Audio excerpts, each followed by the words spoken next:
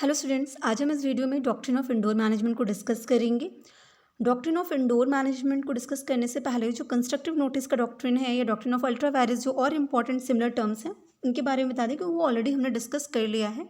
सो यहाँ पे basically indoor management को डिस्कस करेंगे। तो डॉक्ट्रिन ऑफ इंडोर मैनेजमेंट कहता क्या है, तो इस डॉक्ट्रिन के अकॉर्डिंग मतलब इस स्टेटमेंट है, इस रूल, इस प्रिंसिपल के अकॉर्डिंग क्या बात है कि जो लोग भी कंपनी से डील करते हैं ना, जितने भी पर्सन्स कंपनी से डील कर रहे हैं ना, वो ये एज्यूम नहीं करते कि उनको पूरी नॉलेज होगी कि कंपनी में इंटरनल कोई प्रॉब्लम है। ऐसा एजम्पशन गलत होगा। मतलब अगर कोई पर्सन है, स्टेक होल्डर है, जो आउटसाइडर है, stakeholder in the sense सभी आगे क्रेडिटर्स वगैरह जो भी इन्वेस्टर्स या जो लोग भी कंपनी से कहीं ना कहीं रिलेट करते होंगे, किसी ना किसी तरीके से उनका कोई रिलेशन है, तो जितने भी लोग हैं आउटसाइडर्स या जो लोग भी हैं, वो लोग ये नहीं एजम्पशन कर सकते हैं कि कंपनी में इंटरनली कोई प्रॉब्लम है। ये एजम्पशन गलत है। वो एज्यूम ही नहीं करेंगे, वो यही मानेंगे, वो जब भी एज्यूम करेंगे वो ये मानेंगे कंपनी अपनी सारी इंटरनल प्रोसीडिंग्स अच्छे से कर रही है। उन्हें कोई नॉलेज नहीं होती है कि कंपनी में अंदर क्या प्रॉब्लम हो रही है, इसके बारे में वो कुछ नहीं जान सकते हैं। अब ये कहने का क्या मतलब हुआ, देखिए डॉक्ट्रिन ऑफ इंडोर मैनेजमेंट के बारे में थोड़ी सी इंपॉर्टेंट बात है जो समझ लीजिए, क्योंकि इंडोर मैनेजमेंट को समझने से पहले आपको कंस्ट्रक्टिव नोटिस समझना ज़रूरी होगा। कंस्ट्रक्टिव नोटिस समझेंगे तो इंडोर मैनेजमेंट बहुत अच्छे से समझ में आ जाएगा। क्यों? कंस्ट्रक्टिव नोटिस कहता है कि बीइंग एन कंपनी, आप सोचिए आप कंपनी हैं, तो आप कह रहे हैं कि हम ये मानते हैं कि हमने अपने डॉक्यूमेंट्स को पब्लिक डोमेन में रख दिए, तो जितने लोग भी हमारी कंपनी से हमसे डील करने आ रहे हैं वो हमारे डॉक्यूमेंट को पढ़ के आइए और उसी के हिसाब से काम करेंगे, राइट। तो क्यों? क्योंकि हमने अपनी सारी इन्फॉर्मेशन, सारा स्टेटमेंट, सारी चीज़ें, रजिस्टर्ड डॉक्यूमेंट जो हमारे हैं वो ऑलरेडी पब्लिक में हैं, तो वो पब्लिक के लिए ही हैं, तो आप उन्हें रीड करके आएंगे। तो कल को अगर कोई गलती होगी कंपनी से भी, लेकिन वो आर्टिकल ऑफ एसोसिएशन में मेंशन था कि ऐसा हो सकता है, और आप कहें कि नहीं नहीं हमें तो ऐसा लगा नहीं, आपको देख के ऐसा लगा नहीं था कि आपकी कंपनी ये काम भी करती होगी, तो आप कह सकते हैं कि देखिए आप हमारा जाके क्लॉज पढ़िए, हमारे क्लॉज में ये चीज़ है कि हम ये भी काम करते हैं इसलिए हम ये कर रहे हैं, तो आप बिल्कुल सेफ़ हैं। क्यों सेफ़ हैं? क्यों? क्योंकि उन सामने वाले पर्सन की, आउटसाइडर की रिस्पॉन्सिबिलिटी थी कि उसको रीड करके आए कि उस क्लॉज में क्या क्या लिखा है, उसके अकॉर्डिंग मैं काम कर रहा हूँ कि नहीं कर रहा हूँ। अब वो उनको पता होना चाहिए। ऐसा कौन कहता है? ये एजम्पशन कौन है? ये कहता है कंस्ट्रक्टिव नोटिस, कि हम एज्यूम करते हैं कि पब्लिक को सब कुछ पता है जो भी मेरे रजिस्टर्ड डॉक्यूमेंट में बातें मेंशन है। अब यहाँ पे क्या हो गया, कंपनी प्रोटेक्ट हो गई, हर जगह कंपनी सेफ इन साइड में रहेगी, क्योंकि वो कहेगी हमने तो ये इन्फॉर्मेशन बात उसमें बता के रखी थी, हम दोबारा आपको क्यों बताएं, पर्सनली आपको क्यों बताएं, हम ऑलरेडी वहाँ पे हमारे डॉक्यूमेंट्स में मेंशन है, आप खुद पढ़ लिए होते। मतलब उसकी कोई रिस्पॉन्सिबिलिटी नहीं बनती कि वो पर्सनली आपको आके बात बताए। क्यों? क्योंकि उसने पब्लिक में बता दी है वो बात, वो डॉक्यूमेंट रख दिया, अब आप आने से पहले इसको पढ़ के आओ, खुद ही जान जाओ, राइट। तो वो बिल्कुल प्रोटेक्ट है। किसकी वजह से? कंस्ट्रक्टिव नोटिस की वजह से, इस एजम्पशन की वजह से कि आपने पढ़ा होगा। अब इंडोर मैनेजमेंट क्या हुआ, ये किसको सेव करने आ गया? ये आउटसाइडर को सेव करने आ गया। आप कंस्ट्रक्टिव नोटिस ने कहा कि कंपनी के लिए हमें मानते हैं भाई कंपनी जो कर रही है सही कर रही है, क्योंकि वो क्यों आपको पर्सनली कोई बताए, वो ऑलरेडी बता चुकी है। तो इंडोर मैनेजमेंट कहता क्या है कि फिर बीइंग एन आउटसाइडर, आप सोचिएगा, फिर हमारी भी ये रिस्पॉन्सिबिलिटी बनती है कि हम उतना ही जानें जितना उस रजिस्टर्ड डॉक्यूमेंट में है। अगर उस रजिस्टर्ड डॉक्यूमेंट में कोई ऐसी बात है कि इंटरनली ये काम हो जाएगा, तो हम उसकी जांच पड़ताल नहीं करने वाले कि इंटरनल हुआ था या नहीं हुआ था, उससे हमें लेना नहीं। इंटरनल प्रोसीडिंग्स जो भी होंगी कि भाई रेजोल्यूशन पास हो जाए, मीटिंग हो जाएगी, तब ये काम होगा, तो आपके यहाँ मीटिंग हो रही नहीं, रेजोल्यूशन पास हो रहा नहीं, ये जाँच पड़ताल करने का जिम्मा हमारा नहीं है। तो हम ये मान लेंगे कि आपने ये इंटरनल प्रोसीडिंग करी होगी, राइट। तो यहाँ पे यही डॉक्ट्रिन कहता है, मतलब ये किसके लिए खड़ा हो गया? ये आउटसाइडर्स के लिए खड़ा हो गया, डॉक्ट्रिन ऑफ इंडोर मैनेजमेंट।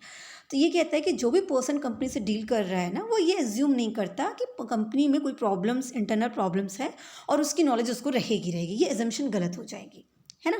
तो जो भी स्टेक होल्डर वो आते हैं ना, कंपनी से कनेक्ट होते हैं, वो यही एज्यूम करते हैं कि जितनी भी चीज़ें कंपनी में होनी है ना, वो प्रॉपरली हो रही हैं, वहाँ कोई प्रॉब्लम नहीं है। मीटिंग होनी चाहिए, जितनी बार मीटिंग होनी चाहिए मीटिंग हो रही है, मीटिंग का कोरम जैसा होना चाहिए वैसा कोरम हो रहा है, रेजोल्यूशन जिस हिसाब से पास होनी चाहिए वैसे पास हो रही है। मतलब स्टेक होल्डर ये एज्यूम करता है कि भाई सब कुछ सही से हो रहा होगा, इंटरनल प्रोसीडिंग आपकी जो भी होनी है, आपका अंदर का जो काम काज है वो बिल्कुल सही हो रहा होगा, ऐसा वो मानता है। तो it states that people are entitled to presume that internal proceedings are as per the document submitted with the registrar of companies. तो ये माना जाता है, ये डॉक्ट्रिन ऑफ इंडोर मैनेजमेंट ये कहता है कि हाँ, जितने भी लोग हैं जो आउटसाइडर्स हैं, जो कंपनी से डील करने आ रहे हैं, ये प्रिज्यूम कर लेते हैं कि उस रजिस्टर्ड डॉक्यूमेंट में अगर ऐसी कोई बात इंटरनल प्रोसीडिंग की कही गई है कि मीटिंग यहाँ होनी है, ये करनी है, वो करेंगे, इतने मेंबर्स होंगे, ये साइन करेंगे, वो करेंगे, तो वो ये मानेगी कि इंटरनल प्रोसीडिंग आपने कंप्लीट करी होगी। क्यों? क्योंकि आपके रजिस्टर्ड डॉक्यूमेंट में लिखा गया है। तो हम उसकी जांच पड़ताल करने नहीं आएंगे। हम नहीं पूछेंगे कि देखिए मीटिंग हुई थी कि नहीं हुई थी, 2 लोगों ने साइन किया था कि नहीं किया था। इसकी रिस्पॉन्सिबिलिटी हमारी नहीं है। क्यों? क्योंकि हम ये प्रिज्यूम करेंगे कि आपने ये सब काम किया होगा। यहाँ एजम्पशन किस चीज़ की हो रही है? यहाँ एजम्पशन हो रही है कि हम आउटसाइडर्स ये मान रहे हैं कि आपने सारी इंटरनल प्रोसीडिंग्स अच्छे से कंप्लीट करी होगी। कंस्ट्रक्टिव नोटिस में एजम्पशन किस चीज़ की थी? कंस्ट्रक्टिव नोटिस में हम एजम्पशन ये कर रहे थे, हम मतलब कौन, कंपनी एज्यूम कर रही थी कि पब्लिक आउटसाइडर्स जो हमसे मिलने आ रहे हैं ना, वो हमारे बारे में सारी इन्फॉर्मेशन, हमारी कंपनी क्या कर रही है, कैसे कर रही है, कौन से लोग हैं, वो सब खुद ऑलरेडी जानते होंगे। हम उनको पर्सनली कुछ नहीं बताएंगे, वो सब पढ़ के आए होंगे। और यहाँ आउटसाइडर एज्यूम कर रहा है कि हम ये मानते हैं कि उस डॉक्यूमेंट में जो कुछ भी लिखा था आपने कंप्लीट किया होगा, हम अंदर जाके कोई जांच पड़ताल नहीं करेंगे।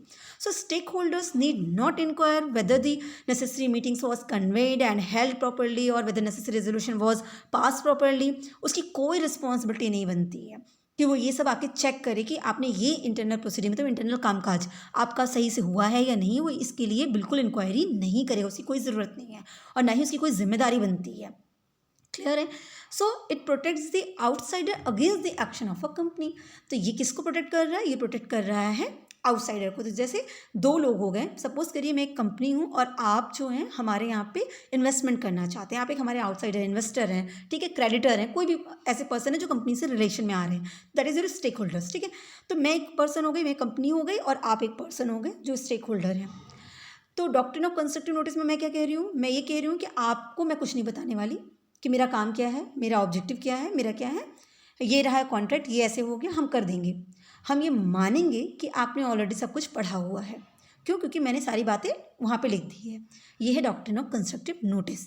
हम ये एजम्पशन कर रहे हैं कि अगर आप मेरे पास आए हैं कॉन्ट्रैक्ट करने के लिए तो आपको मेरे बारे में सब कुछ पता है। हम ये एज्यूम कर रहे हैं, राइट? या मैंने एज्यूम कर लिया, तो that is doctrine of constructive notice.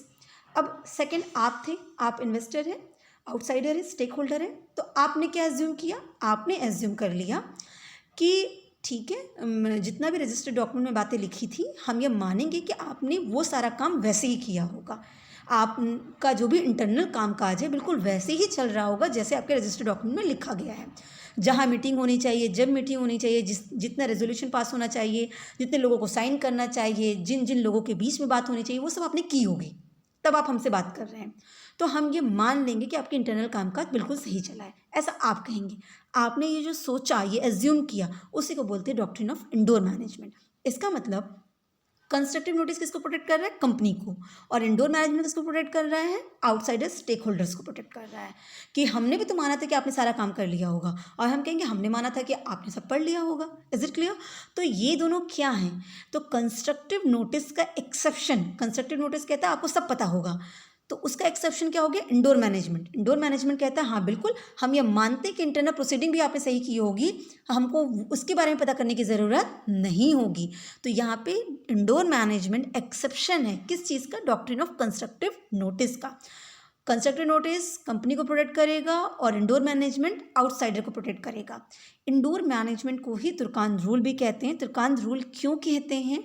क्योंकि फर्स्ट टाइम ये डॉक्ट्रिन ऑफ इंडोर मैनेजमेंट का ये जो कॉन्सेप्ट है ना, ये जिस केस से आया था वो केस था royal British bank versus Turkan का केस, राइट? ये तुर्कान का केस था और वहीं से ये टर्म आया, इसीलिए इसको तुर्कान रूल भी कहा जाता है। ठीक है, और इस रूल को डिस्क्राइब किसने किया था? लॉर्ड हैथरले ने किया। तो अब ये तुर्कान रूल एक्चुअली क्या है? तो एक केस लॉ से आया जो मैंने आपको बताया, royal British bank versus Turkan का केस। तो इस केस के बारे में थोड़ी सी बातें हम जान लेते हैं जिससे हमें इंडोर मैनेजमेंट को अच्छे से क्लियर हो जाएगा। बेसिकली हुआ क्या था कि तुर्कान जो है एक इन्वेस्टर था जिसको बॉन्ड में इन्वेस्ट करना था, मतलब उसने बॉन्ड परचेज किया। किससे किया? रॉयल ब्रिटिश बैंक से किया। ठीक है, अब वो डील कर रहा था रॉयल ब्रिटिश बैंक से और बॉन्ड इशू कर रहे थे ना, ये जो बैंक थी वो बॉन्ड इशू करती किसको? तुर्कान को। अब यहाँ पे बात क्या हुई? तुर्कान ने उनके आर्टिकल ऑफ एसोसिएशन में ये देखा कि भाई डायरेक्टर के पास पूरी पावर है कि वो बॉन्ड इशू कर सकता है, लेकिन वो बॉन्ड डायरेक्टर तभी इशू करेगा जब उसको ये ऑथराइजेशन प्रॉपर रेजोल्यूशन से पास होकर कंपनी में आएगी। मतलब कंपनी में प्रॉपर रेजोल्यूशन पास हो जाए कि भाई ये ऑथराइज है, और उस हिसाब से डायरेक्टर क्या करेगी, डायरेक्टर के पास पूरा पावर है कि वो बॉन्ड इशू कर देगा। अब तुर्कांत को जो बॉन्ड इशू कर रहा था वो कौन कर रहा था, बैंक का डायरेक्टर इशू कर रहा था। तो भाई तुर्कांत ने तो पढ़ा था कि डायरेक्टर इशू कर सकता है क्योंकि उसके पास पावर है, लेकिन इंटरनल प्रोसीडिंग क्या थी कि डायरेक्टर तभी कर सकता था जब उसका रेजोल्यूशन पास हो गया है। अब तुर्कांत तो आउटसाइडर है। अब जब वो देख रहा है कि बॉन्ड उसको कौन इशू कर रहा है, डायरेक्टर, तो उसने सोचा कि भाई जब डायरेक्टर इशू कर रहा है उसके पावर हैं इशू करने के, तो बट ऑब्वियसली इंटरनल प्रोसीडिंग हो चुकी होगी। इंटरनल प्रोसीडिंग क्या थी कि रेजोल्यूशन पास हो, लेकिन इस केस में हुआ क्या था कि कोई रेजोल्यूशन पास नहीं हुई थी। तो तुर्कान क्या हुआ कि उन्होंने इस चीज़ पे केस किया कि भाई हमें तो यही पता था ना कि आपका काम हुआ है, आप हमें बॉन्ड इशू कर रहे हैं तो आपने रेजोल्यूशन पास किया होगा, हम ये कैसे मान लें कि आपने रेजोल्यूशन पास नहीं किया है, या मुझे ये पूछना चाहिए था। तो इसी बात के बारे में जब जजमेंट आया तो यही बात कही गई कि जो आउटसाइडर्स हैं ना वो डॉक्यूमेंट्स, रजिस्टर्ड डॉक्यूमेंट्स को रीड करने के लिए रिस्पॉन्सिबल है, उनकी लाइबिलिटी है, कंस्ट्रक्टिव नोटिस के हिसाब से उनकी लाइबिलिटी है भाई, वो रीड करके आएंगे। लेकिन उस रीडिंग में इंटरनल प्रोसीडिंग की बात के बारे में उनको कोई इंक्वायरी करनी चाहिए, ऐसे लिए इसके लिए वो बाउंड नहीं है। वो उनकी कोई ये नहीं है कि आपकी इंटरनल प्रोसीडिंग की रेगुलरिटी सही से है या नहीं है, इसके बारे में उनकी रिस्पॉन्सिबिलिटी नहीं बनती है। वो ये मानते हैं कि आपका सारा काम रेगुलर वे में हो रहा है। तो इस हिसाब से केस का जजमेंट ये आया कि वो बैंक जिम्मेदार थी कि भाई आपका काम नहीं सही हुआ, लेकिन तुर्कान बिल्कुल सही थे, उनका बिल्कुल बॉन्ड बिल्कुल वाजिब है। क्यों? क्योंकि भाई उनके हिसाब से डायरेक्टर को इशू करना था, उनको डायरेक्टर ने इशू किया। अब आपकी कंपनी ने इंटरनल प्रोसीडिंग नहीं कंप्लीट की, उसके लिए तुर्कान क्यों जिम्मेदार है, वो क्यों पूछेंगे। आप वो इंटरनल प्रोसीडिंग थी यार, वो यही एज्यूम करेंगे कि अगर डायरेक्टर सामने आया है तो उसने इंटरनल प्रोसीडिंग का काम हो चुका होगा। यही है डॉक्ट्रिन ऑफ इंडोर मैनेजमेंट। अब यहाँ पे कौन बच गया, तुर्कान बच गया। ये आउटसाइडर था, डॉक्यूमेंट्स में लिखा था कि भाई रेजोल्यूशन पास होगा तब ये पावर इशू हो सकती है, पर रेजोल्यूशन पास करना तो इंटरनल काम है ना। आपकी मीटिंग हुई होगी, रेजोल्यूशन पास किया होगा, इसके बारे में तुर्कान क्यों पूछेगा कि रेजोल्यूशन हुआ कि नहीं हुआ। ये तो कोई भी आउटसाइडर इसके बारे में इंक्वायरी करने के लिए जिम्मेदार नहीं है, वो ये एज्यूम कर लेगा कि सब कुछ काम सही से हो चुका है। Is it clear?